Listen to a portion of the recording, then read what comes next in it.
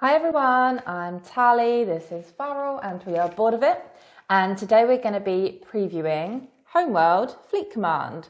So this is a game that's based on the video game series Homeworld, which came out in the 90s onwards. It's for 2 to 4 players, but we'd say primarily it's for 2 players really, because in a similar way to games like Star Wars Rebellion, if you play with 4 players, you are just kind of dividing down the responsibilities that you would have in a 2-player game. So primarily 2-player. Gameplay-wise, we have got some dice chucking, card management. It's a 2-player head-to-head tactical battle where you're going to be trying to complete objectives and maybe take out your opponents in space. Mechanically it is different, but we kind of get vibes of Undaunted, so we've been calling it Undaunted in space. Yeah, that's kind of a pithy way to describe it. So Homeworld was a very popular video game series. I believe the original was Game of the Year in 1999, and this takes that, translates it to a board game, and you're kind of playing through scenarios of ever increasing difficulty. So first scenario, very basic, you just have some fighters, teaches you basic mechanics, and by scenario 5 you have hundreds of gameplay elements thrown in, tactical elements, and these scenarios are based off some of the things that happen in the story of Homeworld. So if you're a fan of the video game, you're going to get some of that flavour for sure, and as professional reviewer I decided to buy the game and play it, I can confirm. But also, if you've never even heard of Homeworld, which we hadn't before we took this on, it's pretty fun. I mean, if you do like these head-to-head battlers, then it's for you, basically. Yeah. So we're going to give you a brief overview, just kind of go over the baseline rules, and then we'll discuss what we think of it.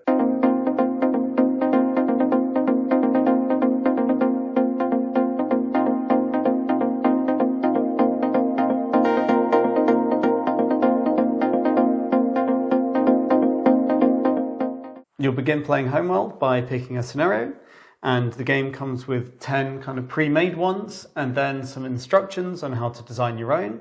And I definitely think this is going to be something that, there'll be a community online on Board Game Geek and people will be creating their own scenarios and you can look up. So I think there's going to be quite a wealth of content available. But as I kind of said in the intro, there's 10 scenarios, I think based on different aspects of the video games or scenarios or missions. And you're going to work through them. And the first one's very basic, and then the first kind of 5 add more and more and more rules, and then after the 5th one you're kind of ready to play, and they have all kinds of different stuff going on. There's different goals, and the core of how you win is you get medals for doing certain tasks, and whoever has the most medals at the end of the game wins. And the game can end if someone gets all medals possible, which usually means that the other player cannot get some of their medals or complete some of their tasks, or the round tracker goes to 0, basically. And there's different stuff, like sometimes, I think the first mission, one of us had to kind of get next to the other person's planet and then fly back home. And the other person had to stop them from doing that. Yeah. So they're always asymmetric, right? Yeah, they're fairly asymmetric. Yeah. And, then this one here in front of us just played. Tally had to capture my space station, which is hidden behind a minefield, and I had to defend it. And how did that go? Not great. No. You got obliterated. It lasted like 3 rounds. You got a very lucky roll in one of them, to be fair. Oh yeah, that was quite funny. Yeah, I got every one of my dice was a hit. So you set up your scenario, right? And then how you play is the first thing you're going to do is both players will roll for initiative. And it should say that there's 2 factions in this. So one's Kushan and the other's Taidan. And yeah, so red and blue basically. Yeah. And they kind of have unique ship miniatures, but not really unique ships. So you're going to roll for initiative. So you both roll, and you can discard kind of your command cards, which is the cards you play to take actions to boost that number. And whoever rolls the most gets to go first. And the other gets a valor token, which is like this little token you can spend to re-roll like an entire roll of dice, but then it goes to the other player. Yeah, and you roll for initiative every round, right? Yeah, every round. So the round structure is roll for initiative, and then you'll take turns playing these command cards. Like I play one, Tally plays one, I play one, Tally plays one, and you kind of have your, scenario will give you the ships you have and your faction card and maybe some abilities and leaders. And these will tell you how many of these command cards you can draw and how many you can play, which are different numbers. And when you play one, you activate a kind of unit. And a unit is a group of ships. So you can kind of see here, there's 3 ships in this unit, there's 6 ships in this one. And they all kind of act as one, basically. Yeah. It's just about, if you get 3 hits against you, you lose 3 ships. So you activate one unit for that card, and then you take an action with it, and then it goes back and forth. And then obviously you're kind of trying to attack people or capture things or... and yeah, I mean, that's basically it. At the end of the round, you can discard down if you want, and then you'll draw back up, and you'll kind of keep going till someone wins. Yeah. And I think we can call that the brief overview, and we can kind of get deeper into gameplay as we dissect. Mm-hmm. So let's go to the dissection. Okay, so now we'll just talk a little bit about our highlights from the game. What do we like, and maybe things that we didn't like or didn't work so well. For me, I really like how you can be very strategic in the way that you approach each scenario or like battle or wherever it is. I think it's very fun to sit back at the end of the game and say, shouldn't have been so offensive or defensive, or I should have played it like this. So you've got a lot of options in terms of the strategy of how you play. Yeah, you really do. Is it a game that you finish it and you dissect how you played and what you did, and you're like, ooh, I should have done that, I made a mistake there. And it's quite fun in that way to do that. Definitely. And even going into each scenario, you can think about, okay, where everything is, what's my objective? Should I play offensive or defensive, or try to, I don't know, split my units to send my opponent in one direction or whatever it might be. So you can really strategize and make a plan as if it was like a real space battle, I would say. Yeah, exactly. So in this particular scenario that we just played, I was thinking at the beginning, this is my mothership, and should I just try to send some units to the minefield to blow it up so that I can get my bigger units through, or should I just move everyone together and kind of take it step by step? Should I try and knock your fighters out so that you're just not in my way the entire time? And you can really you should have. But it's difficult because you can only activate each unit once in a round. So once you've used them, you have to wait until the next round to use them. Yeah. You can't just keep activating them and keep moving the same one. But that's a really fun challenge. Yeah, so that's like one of the highlight. Yeah, exactly. A highlight for me is the puzzle of when to activate each unit, trying to anticipate what your opponent's going to do and acting accordingly. So should I use move and attack you here right at the beginning of the scenario to get your units down, or actually I did want to move something else further back, but then I'm leaving my other thing open for you to maybe attack me. So really fun to strategize, and a fun puzzle to try and figure out of what you activate and when. I think the card action command system is really smooth as well. Very simple. You have an amount of cards. Some have more detailed actions on them, so you use the front of it. But if you just want to do a basic action, you just move, attack. Basic, right? Exactly. But these cards are really an interesting system because they're kind of random and you shuffle them. And so you say they have actions. So it could be the card. It will be I don't know, weapons to full. They have little titles. Yeah. And it will be move and then attack. With a kind of bonus attack strength. Yeah. And so you get to do both of those by playing that card. And there'll be other ones that are more for your fighters, where, it'll be I think it'll be drive-by or something, hit and run away, and you'll get to fly in, attack, and then you fly away a bit. So when they activate next turn, they can't get you. They have to move to get you. And in particular, one of the funner cards you can get are these interrupt cards, yeah, which are both really fun and incredibly annoying if they're played against you, where you interrupt what the other person's doing. So if they move to attack you, you probably like interrupt, and now I attack, and you get to attack them first, which if it's like fighter on fighter, you could reduce them by half. So suddenly they're only rolling 3 dice instead of the 6 they thought they were, and then they're going to roll less hits. Or for instance, in this game that we just played, you did a really annoying thing where I had a card where I could move, attack and then run away. But you did an interrupt move and run away, rendering the rest of my card where I could attack and like move again completely pointless. So that is a fun little mechanism that some cards are like for your main action and others are these interrupt cards. And you also have interrupt and interrupt card. So that's quite funny. That's really funny when you're like, I attack you, and then it's like cancelled. Interrupt, and then you're like, I can interrupt your interrupt. Interrupt. So yeah, that's fun. But I find it very, obviously the cards which have more detail on them and have more complex actions, I would say they're in the minority. So on the whole, everything is very simple. It's just, move, attack, and it's more the complexity or the interest comes from how you play them, like we said, and when. And I just think the cards, like you said, they have names on them. There's one called Pincer Movement. It adds to the, the thematics of being like the commander and figuring out how to play the battle. Yeah, I think it's a really fun system, and it's nice, as well as like the scenario itself is a puzzle on how to go about it. Playing these cards, like the good thing is that they're basically all really interesting. So it's like which you play to which units and how, and that's like another puzzle. And it's just, and at worst you can always do a basic action if they're useless. So I think it's a nice element.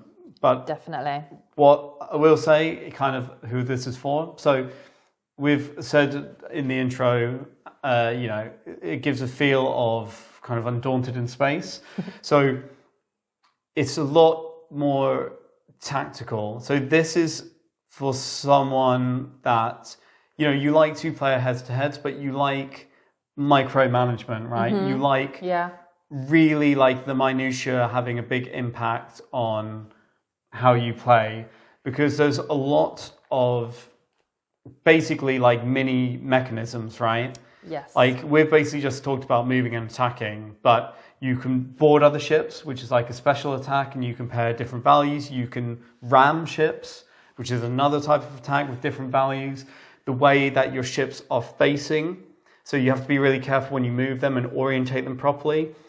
It has an effect because sometimes your defensive fire, which you can do, you can't fire behind you. So if someone gets in behind you, then they kind of safe from you defend attacking them. And there's all these, some have more armor on the front. So if you're hitting them directly on, they're more protected.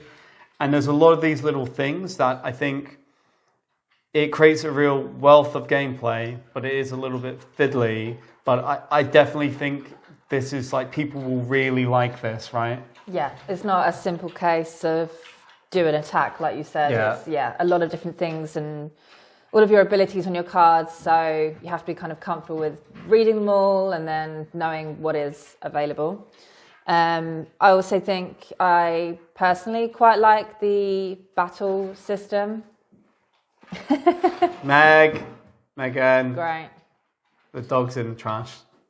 She's using this time where she knows that we can't go and stop her because we're mid-filming to do this. Anyway, I quite like the battle system. It is dice chucking, but I think it's nice and simple. It's just a 5 and a 6 is a success and the rest are not. And there's a few things you can do to kind of re-roll, but I find it doesn't interrupt the pace or anything like that. It's quite seamless in that way because you are just throwing dice. The opponent maybe can stop you or re-roll some of your successes.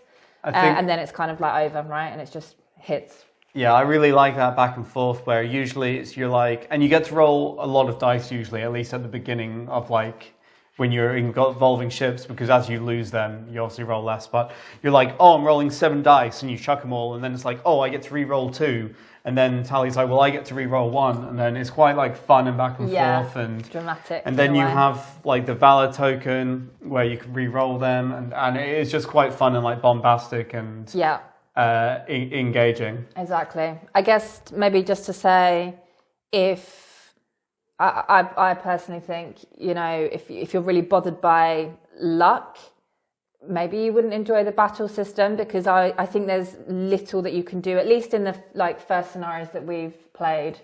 You can re-roll. Certain units will give you abilities to do these kinds of things, but there's nothing that's really in your control where you can, I don't know, buy different cards. I'm just thinking of other games where you can choose what abilities that you have, which might allow you to manipulate the dice. That doesn't really exist here, right? I think, well, yeah, you can't manipulate the dice. No. But I think in the later ones, you can kind of, because in the first couple, you're given the units you have, and you can't manipulate the dice. So if you get a bad roll, that's that.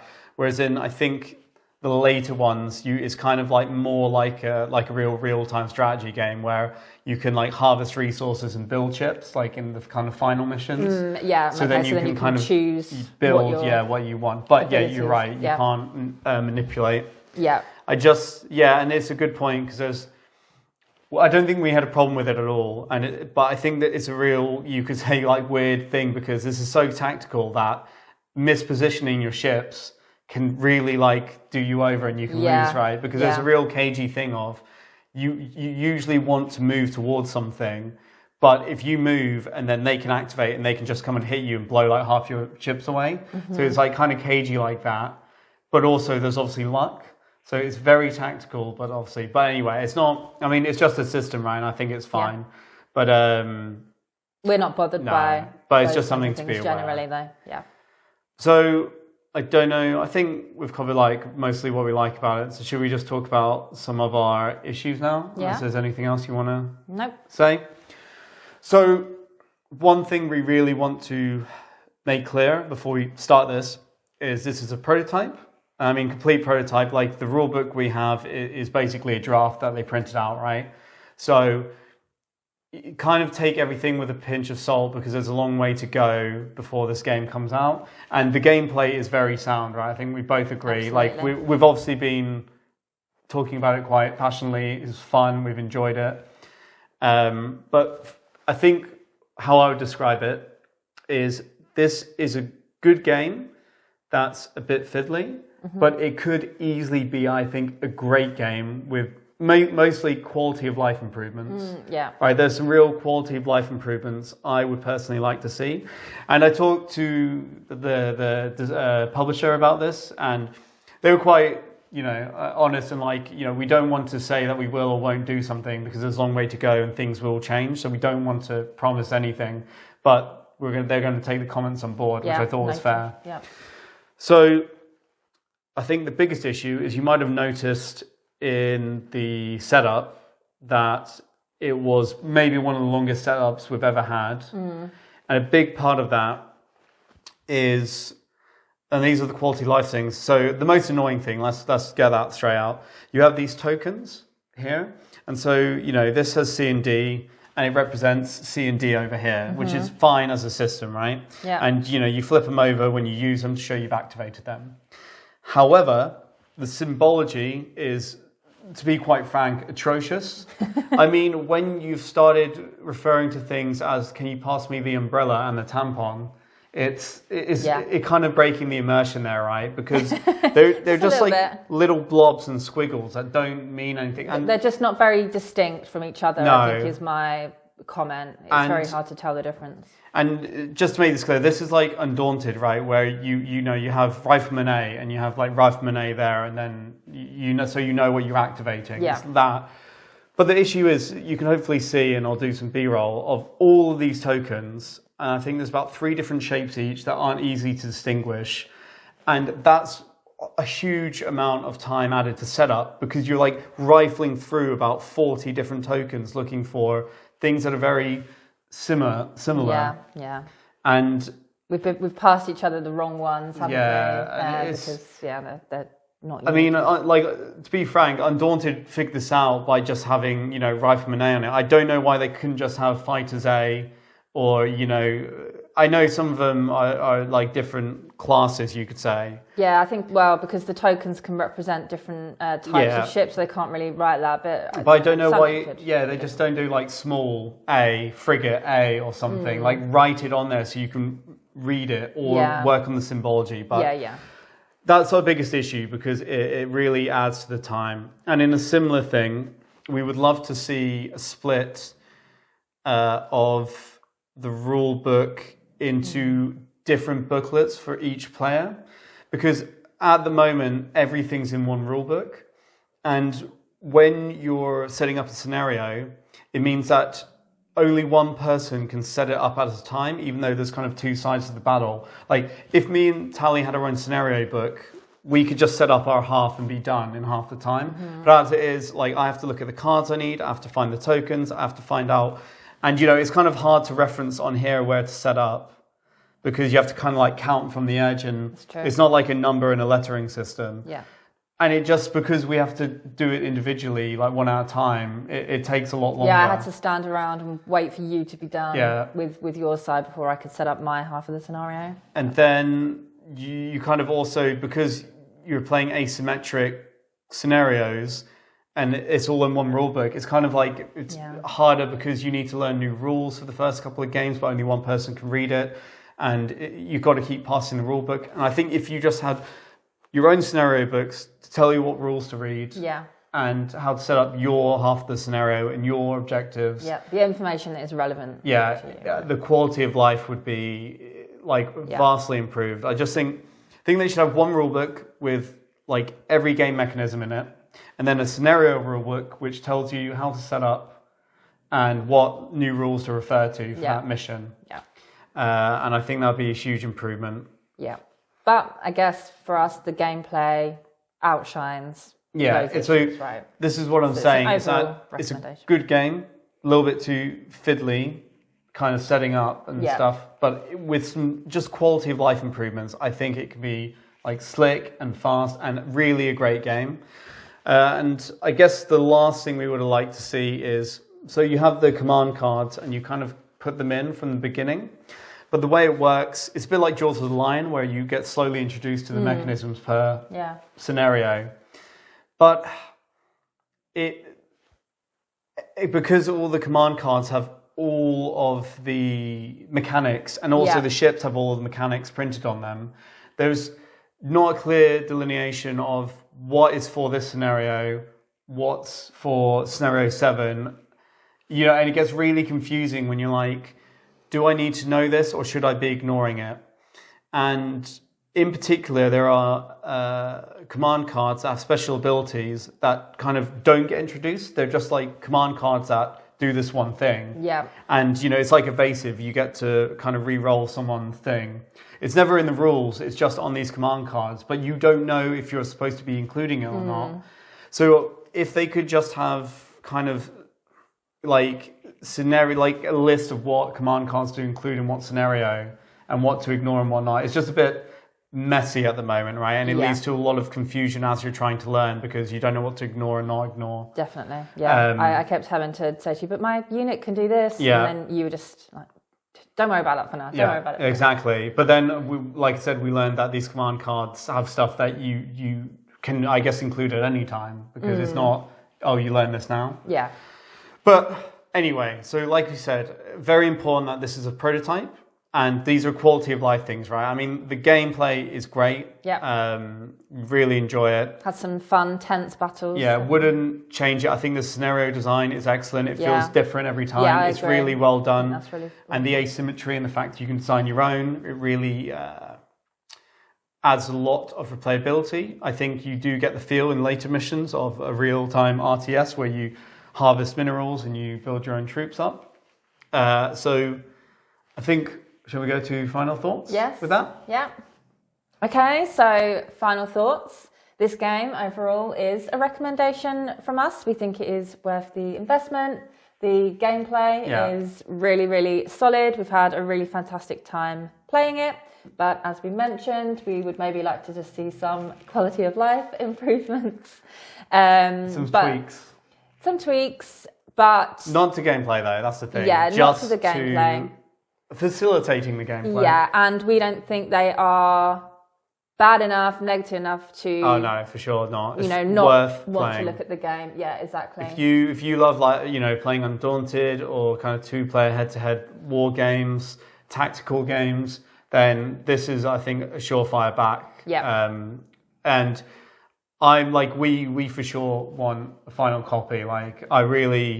This is a prototype that I think one of the biggest compliments you can give if you have a prototype and you're going to get the final game is to keep still playing the prototype while you wait for. Yeah, that's true. And we don't do that for so many games, right? Yeah. And this is definitely going to be one that I want to keep playing all the scenarios till we get the final one. Absolutely. So, yeah, thanks for watching this video. If you're not subscribed to our channel already, we'd really love it if you would do that. Mean a lot. It means a lot to us. Please feel free to ask us any questions about Homeworld, Fleet Command. We'll be more than happy to answer them in the comments down below. Yeah, 100%. Thanks for watching. Bye.